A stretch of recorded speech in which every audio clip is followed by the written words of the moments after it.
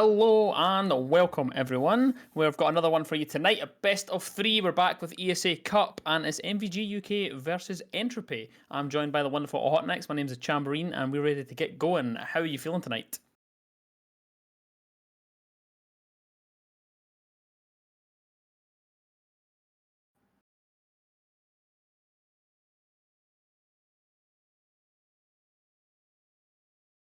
Yeah, will be.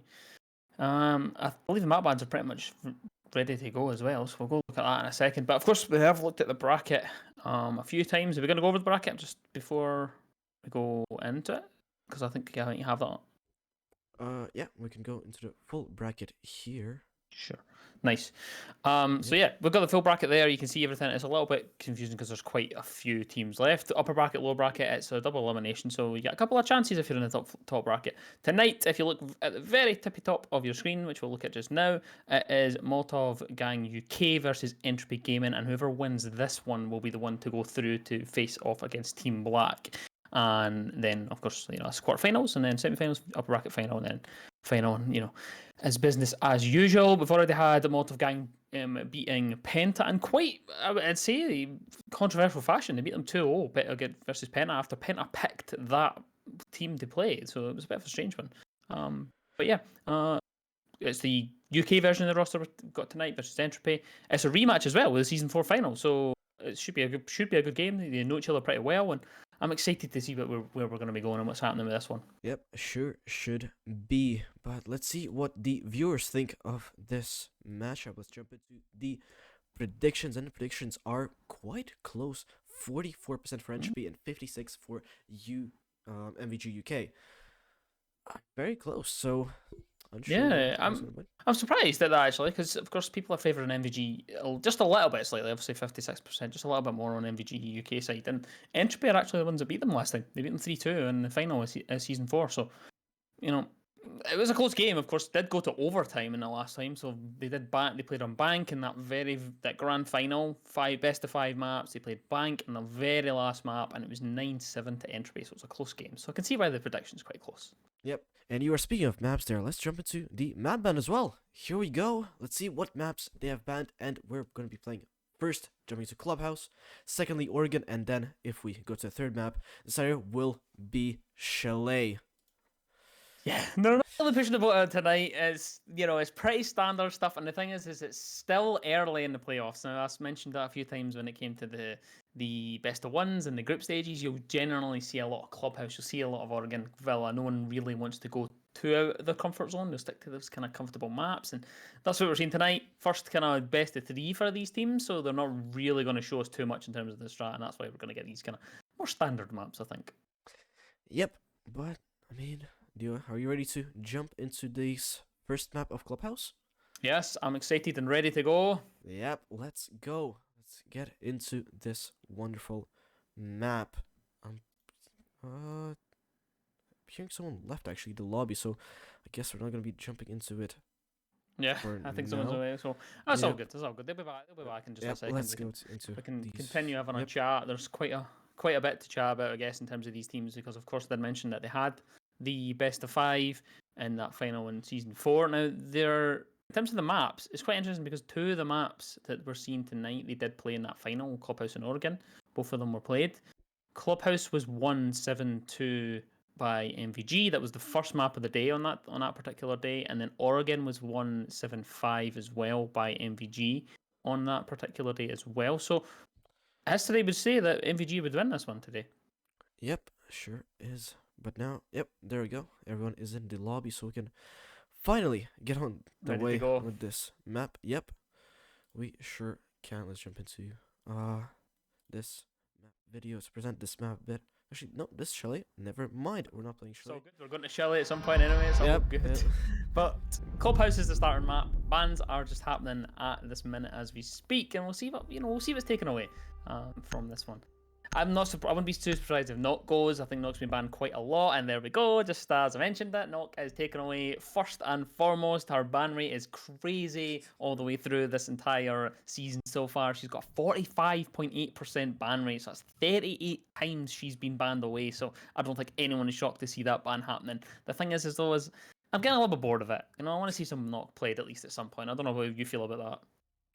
Well, yeah, that would be really nice, but I also understand these teams banning Nook could be very annoying, especially if you rely on cams. If you're relying on cams, then she can get into the site basically unseen and unheard.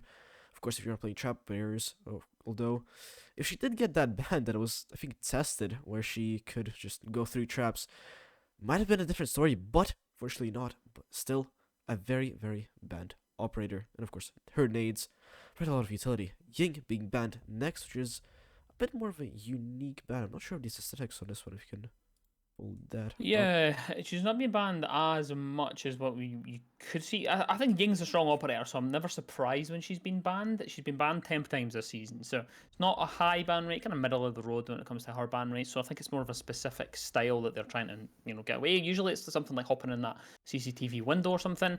But yeah, there's not like a she's not something that's banned a lot. So it's more of a specific style to maybe one of their players, one of the players on the teams does play that operator. We've also got the Mira ban, very common for Clubhouse. Not really much discussing there. It's very strong on the gym and bedroom site as well. It can be seen on the CCTV site as well. So I'm not surprised there. And Solus as well, who is the most banned defender as well, with a 49.4% ban rate. That's 41 times she's been banned throughout ESA Cup Season 5. And I'm not surprised to see it because she is a strong operator. She does have a good, a good kit. So I'm not surprised to see her go as well. Yep, that is true. But now we're going into the map. We're going to bomb site in the church and army here in bottom floor, and we see, quite standard operator lineup here coming out from both these teams. See a bit of a extension up top. Gonna be roaming, and of course, gotta maximize that time wasted for the attacking team to clear out these roamers. It's gonna be quite annoying to deal with that mute. Gonna be muting those drones and not allowing them to get some of that intel. But as they're making their way towards the map now, Entropy are gonna be trying to get into this map and get some map control, get into site, plant. You know the deal. Certainly do, and of course it is a gym bedroom site, so they're just going to be holding on. Or sorry, no, to apologise, it's actually the bottom floor.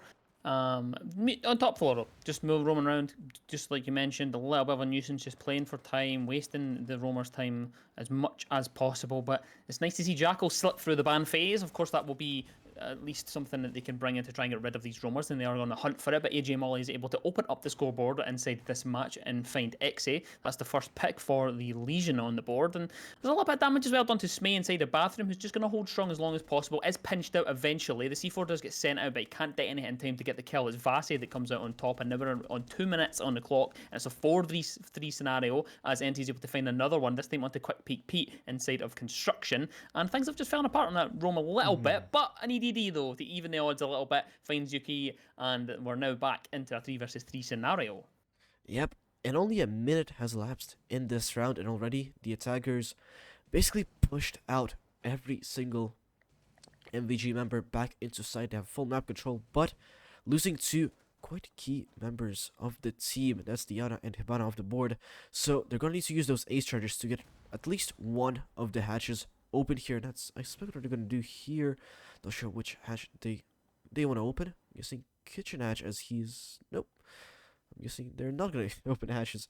Well, yeah, just a little bit indecisive. Just not quite sure where to come from here. Vasi opening up the vertical. It does have the breaching charges, so they have at least some sort of vertical. They didn't opt to bring a butt or a sledge or anything like that. They just rely on these breaching charges to open up some angles, and they will open those towards that armory area to see if there's anyone that will be squirming beneath those vertical holes. So the ace is now rotated in, has the option to open up that hatch, but it's still not opened it as of yet. A minute on the clock, and things are taking quite a bit of time here. They are wasting a long amount of time moving through this map. Entropy are definitely just playing against the clock here, and I think that they're just struggling to decide where to go from, and they're juggling things around inside the bar. Eventually they pass off the diffuser towards Vasi, and they've only got 35 seconds left. It looks as though they're going to go for the pinch. 2 players down blue, and 1 player is going to go from main stairs, and it looks as though that's the angle of attack for them. AJ is taking a little bit of damage earlier in the round, so won't be in the greatest position if they are to take a gunfight. Rob the villain in the same scenario, but the swing comes through from Jinky this time. He finds Vasi inside the oil pit, and now it's a 2 versus 3 situation. situation with Koala and NT left with all to do, with the push coming down from the main staircase. Jinky was able to find another one, Rob, with the swing, and finishes off the attackers of Entropy, and that's the first round on the board for MVG.